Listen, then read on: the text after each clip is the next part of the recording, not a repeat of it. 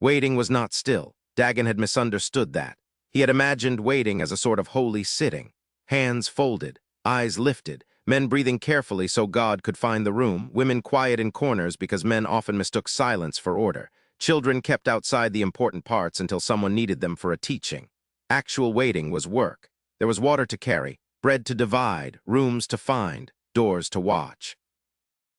Arguments to stop before they became testimonies against the whole movement. People came to Jerusalem with questions and left with worse ones. Some believed too quickly and needed grounding. Some doubted too proudly and needed food. Some only wanted to know whether the dead man had truly been seen because if he had, their own dead began pressing against the walls of the question. Dagon preferred enemies with knives. Questions were harder. Knives at least admitted what they wanted. They waited in Jerusalem because Jesus had said to wait. This did not improve Dagon's affection for the city. Jerusalem remained itself. Stone, heat, holy argument, Roman habit, markets that could turn grief into price before noon. The city had not apologized. Dagon had stopped expecting it to. Mara made their corner of waiting survivable. She knew who needed a mat before they admitted weakness. She knew which jar was cracked and should hold dry things only. She knew where the child could sleep through men discussing the end of the age with the volume of people who had not recently changed cloths. She knew when Mary needed to be left alone and when she needed bread placed in her hand without speech. Mary came and went. She carried witness like a flame in a wind that did not know whether it wished to spread or extinguish it. Some received her. Some endured her. Some took her words, repeated them badly, and were praised for courage. Dagon noticed. Mara noticed him noticing. "Do not make that face," she said one morning. "It is my face. It is your I am about to correct a man face. A useful face. A costly one. Some costs are worth paying. Yes, choose the right market." He had no answer for that because it was excellent and irritating. The day came full of pilgrims. That was the first thing Dagon would remember later. Not fire, not wind, not speech, but bodies. Jerusalem swollen again with people from far places, carrying accents like road dust. Men bargaining in sounds Dagon only half knew. Women calling children in languages that made mothering feel both foreign and exactly the same. Traders with cloth, oil, grain, small coins, large complaints. Diaspora Jews who loved the city like a memory inherited before birth and mistrusted it like visitors who had counted the price of lodging. Languages crowded the streets before any miracle touched them. Dagon knew more tongues than he admitted. Road work teaches a man what formal schooling refuses to give him. The words for water, bread, danger, price, friend, tax, soldier, hurry, hide, and no. Especially no. No changes shape in every tongue and keeps the same face. He was near the doorway when the sound came. At first he thought wind had entered the room. Then he realized wind was too small a word. It was not air moving through cracks. It was as if the room had inhaled from a place outside weather. The sound filled beams, cups, teeth, lungs. Dagon reached for the child before he knew why. Mara already had him. Of course she did.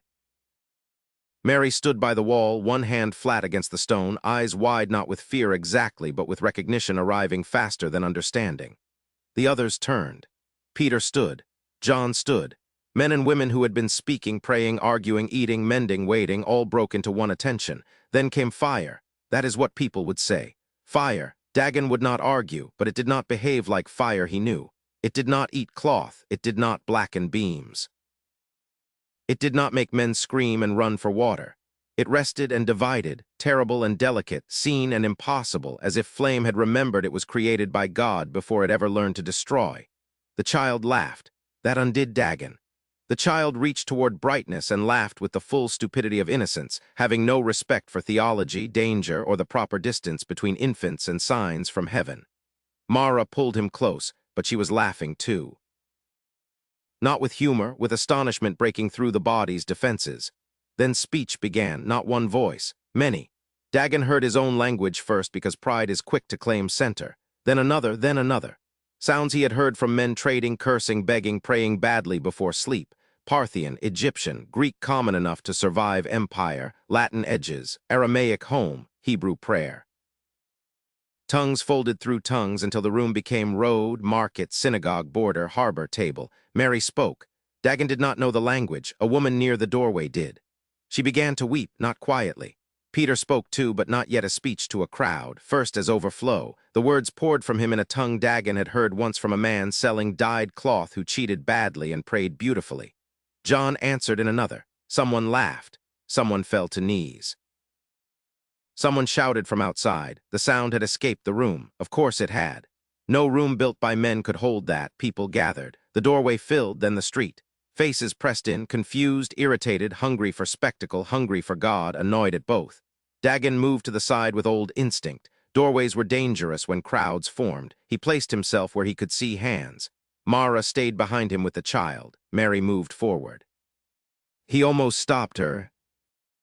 Mara touched his elbow. No, Mary knew what she was doing, probably. The crowd heard. That was the miracle Dagon trusted first. Not that fire rested without burning, not that wind came without weather.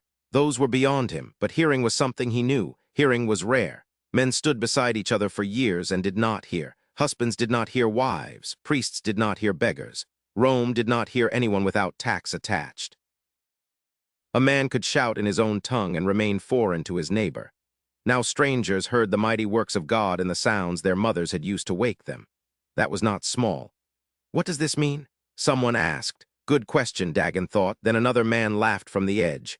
New wine. Dagon's head turned. The old anger rose fast, too fast. Mara's fingers closed around his wrist. Choose the right market. Peter heard the insult too. For one terrible breath, Dagon feared Peter would answer like a fisherman with a wounded face and a restored heart still learning its strength. Peter did answer, but not badly. He stood where people could see him. The room, the street, the day seemed to gather behind his ribs. These are not drunk, he began. Dagon almost laughed, not because it was funny. Because denial of drunkenness was a strange first line for the birth of public witness, and therefore exactly the sort of thing God would allow. Peter spoke of prophecy. Dagon knew the shape of some of it, not all. Spirit poured out. Sons, daughters, young men, old men, servants, women's servants, signs, the day of the Lord, calling on the name, words old enough to have gathered dust in men's mouths now standing upright in the street. Mary stood still as he spoke daughters. Mara's grip on Dagon changed at servants. Dagon heard women's servants and thought, good, if the promise skipped kitchens, it was too small for God. Peter moved from prophecy to Jesus. There the air sharpened. Jesus of Nazareth, attested, delivered up, killed, raised. Dagon felt the crowd shift. There were people there who had shouted for death, people who had watched, people who had hidden. People who knew nothing and now inherited danger because someone had told the truth publicly. Peter did not soften Rome out of the story. He did not make the people clean either.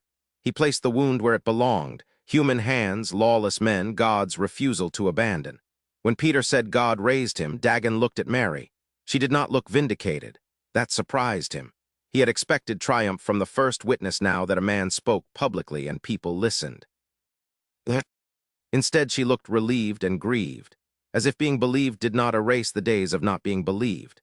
Dagon understood that. Too late, perhaps. Peter's voice grew stronger, not polished, better than polished, weathered. His shame had not vanished. It had become grain in the wood. He spoke like a man who knew falling and therefore no longer trusted his own height. The crowd was cut. Dagon saw it happen before the words came. Faces changed. Some hardened because being wrong in public is unbearable to many men. Some opened, which looked worse at first. Opening hurts. It lets the knife in, and if mercy is true, the medicine after. What shall we do? Someone asked. Dagon looked at the man. He was older, fine-cloaked, beard-oiled, eyes frightened. Peter answered with repentance and baptism. Water again. Always water. Dagon felt his own baptism return to his skin.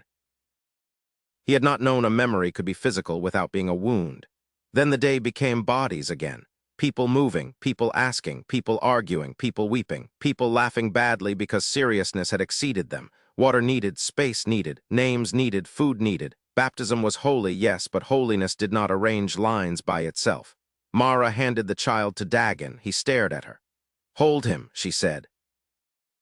I am better. He is slippery. He is a child, not a fish. Some overlap. She gave him a look and went to organize women near the water jars. Mary moved with her. Dagon stood holding his son while the world caught fire and tried not to drop the future. That was how Pentecost felt to him. Not clean, not decorative, not a painting of flames arranged politely above heads. A room bursting open. A crowd hearing itself accused and invited. women carrying water while men discovered that prophecy had named them too, Peter's voice cracking once and continuing, Mary's face when daughters were named, Mara telling 3 men where to stand because they were blocking the jars, the child grabbing Dagon's beard with wet fingers, languages turning strangers into neighbors long enough for truth to strike. By evening, Dagon had said water in more tongues than he knew he possessed. He had found bread for a man from Cyrene, argued with a Greek-speaking trader about whether repentance required returning stolen scales, helped an old woman sit, lost one sandal, found it under a buoy, and been asked twice if he had been with Jesus from the beginning. The first time he said no. The second time he said, "He found me late." That felt truer. After sunset, when the crowd thinned but did not disappear, Dagon found Mara near the doorway of the room that had failed to remain private. She sat on the threshold with the child asleep across her lap. Her hair had escaped its binding. Her eyes were red. Her hands smelled of water, bread, and too many people. He sat beside her. For a while, they watched the street. Mary stood across the way, speaking quietly with a woman whose accent Dagon could not place. Peter sat with his head in his hands while John spoke to 2 men who looked like they had been rebuilt badly but were grateful for shelter. The room opened, Mara said. It exploded, that too. Dagon looked at the doorway. Morning had made it a boundary. By evening it was a mouth.